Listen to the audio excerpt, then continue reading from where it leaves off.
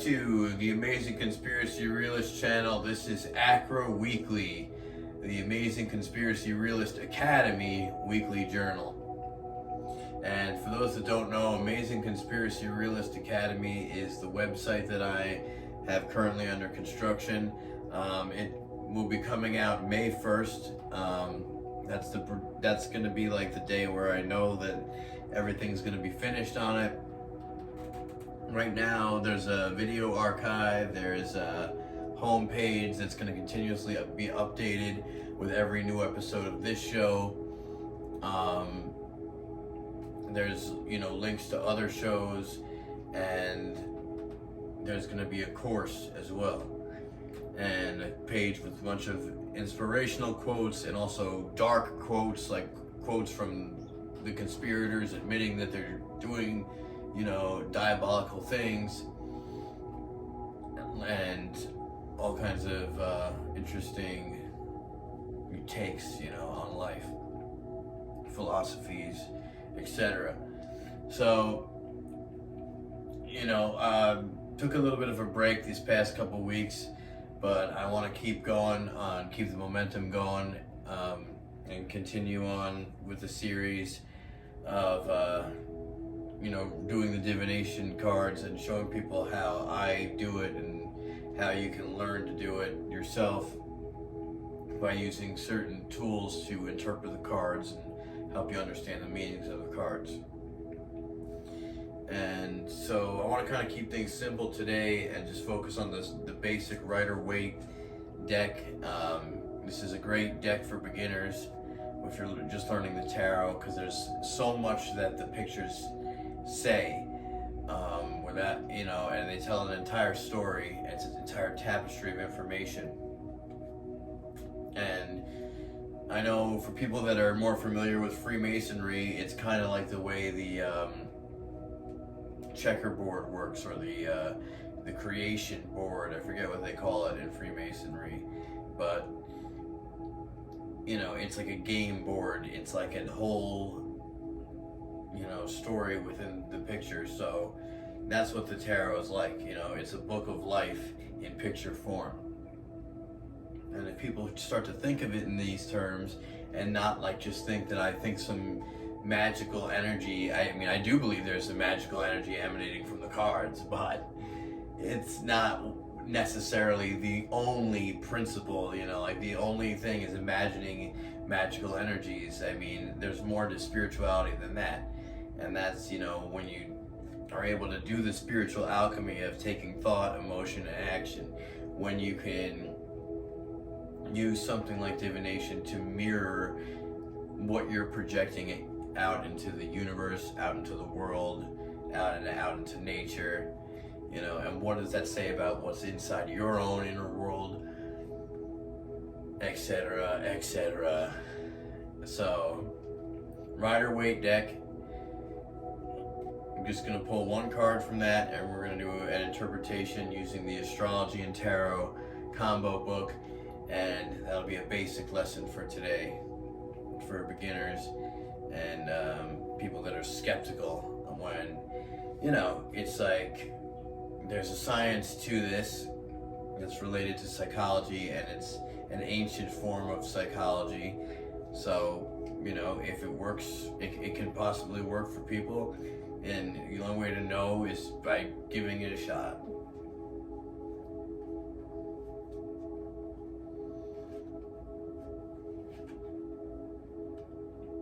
Four of Cups. I always think of the Buddha when I think of this card, and I also think of divine intervention and this thing that goes beyond societal recognition and societal opinion and societal discourse, and that is the intuitive knowing that connects into the divine knowledge of the intelligent universe. And so that's what I think. This cloud that's handing him this cup that's empty, but it's not empty because it's filled with the divine force, the life force energy that he needs to keep going on his spiritual journey.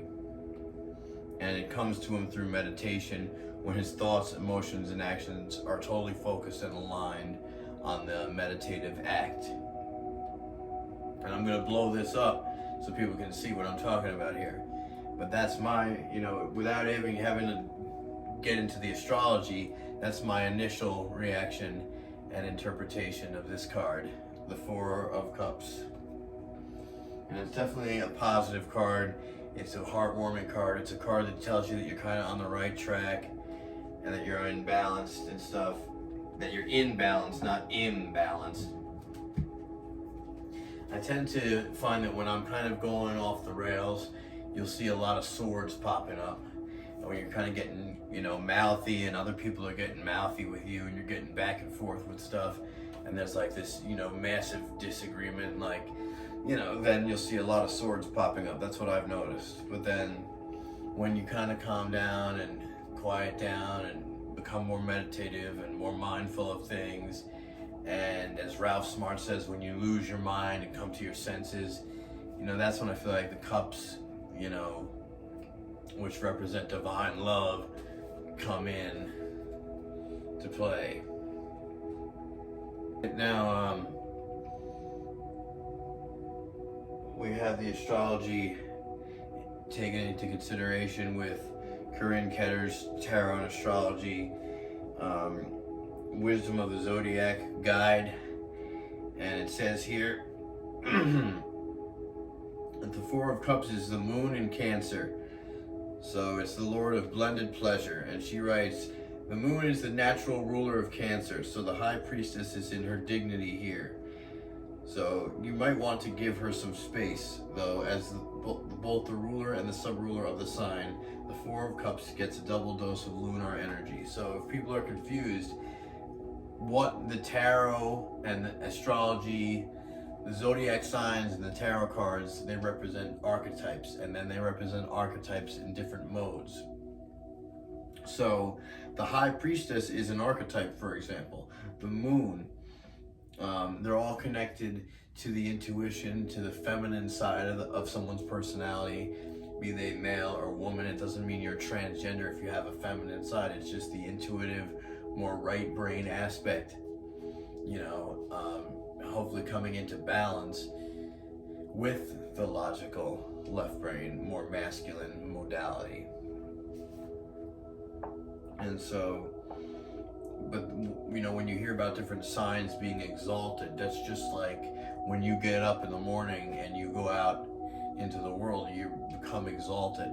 Whereas when you go home at night and you settle in, you're going within, you're going into the hermit's nest, into the more moon, the light of the moon, and dreams, and so, but when you're exalted, you're out into the world, you're out into the elements.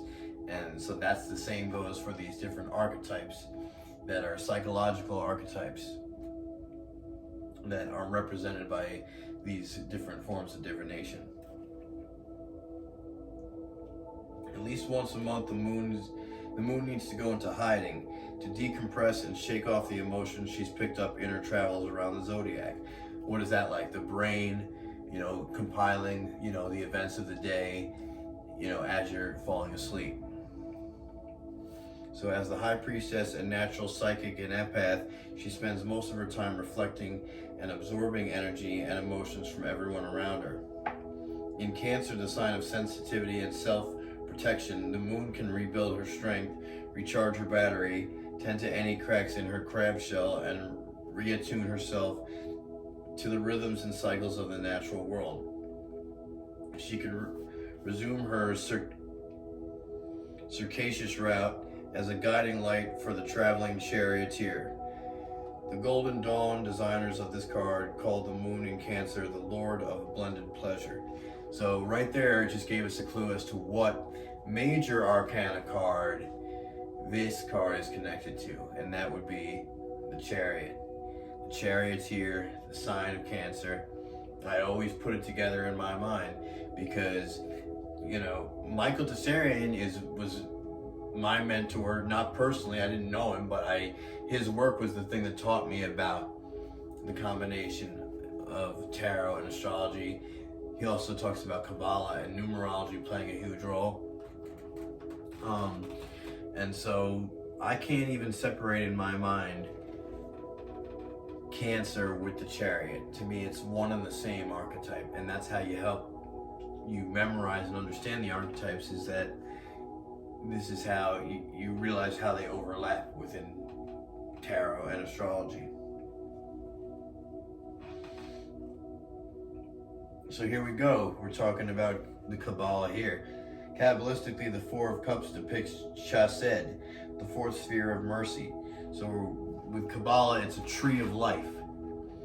So there's different Sephiroth, they call them Sephiroths and spheres, different, links in the tree. So the fourth sphere of mercy, it corresponds to Jupiter, the planet of expansion. Okay, so we also incorporate the planets in these archetypal understandings, because it illustrates the quickly changing moods of the moon in their own sign. Give Cancer some time and she'll eventually put on a happy face. So, like, if people are in the right environment with the right people, doing what they love to do, then that's gonna bring them a content, happier existence, if that's the goal.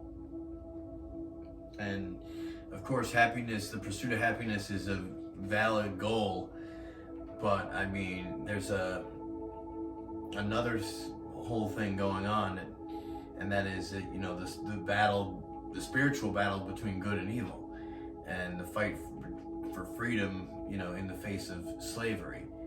And so that's the one thing that most people don't consider, even in the spiritual world. When it's all about the pursuit of happiness, I think freedom comes first, morality comes first, then freedom, then happiness. And it's great to be happy because you need to balance your emotions, and you should feel good, if you're doing good and if you're living, the light, and if you've done your best, with what you know. So I mean, it's one more mystical goal is happiness. I'd say more in the occult journey, it's about freedom. It's about the correct order of things, using, the first principles of natural law and the laws of manifestation. Not just to serve yourself and your own happiness, but to, expand and do a service to truth, especially if it's being suppressed. So, in the tarot reading, the Four of Cups often represents disappointment, disillusionment, and disenchantment. So that's more of the darker side of the card here, and the archetype is just, when you've had it with the world and you're disillusioned and you want to kind of escape into the wilderness. There's a downside to that too, because what if when you get to that point, all you think about is everything that you just gave up, and you can't really let it go, and then you realize, that you didn't really think it through and really know what you had in the first place, and you were only focusing on the negative. That can happen. I mean, it could certainly happen, the opposite, but sometimes you're not always right, and that sometimes you have to face up to the world and its challenges, and that's how you grow, too. And it's part of nature and part of life. So, but yeah, you can become disillusioned, and often despite abundance of resources, sometimes that abundance is the very cause of the sadness. Possessions in and of themselves are rarely a source of pleasure. In other words, money can't buy happiness. So yeah, without the spiritual principles, the modern West kind of suffers of disillusionment and just identity crisis and being jaded and, all these random disorders, and I think the belief in randomness is a disorder in itself, but you can't even go there. So yeah, so that's basically the gist of it. I mean, this is definitely a card about introspection and questioning what you think you know, and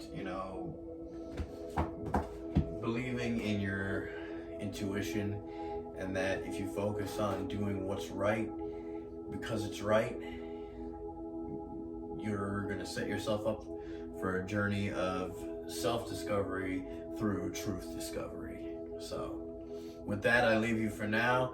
Thank you for joining me on this week's edition of ACRA Weekly, Amazing Conspiracy Realist Academy Weekly Journal.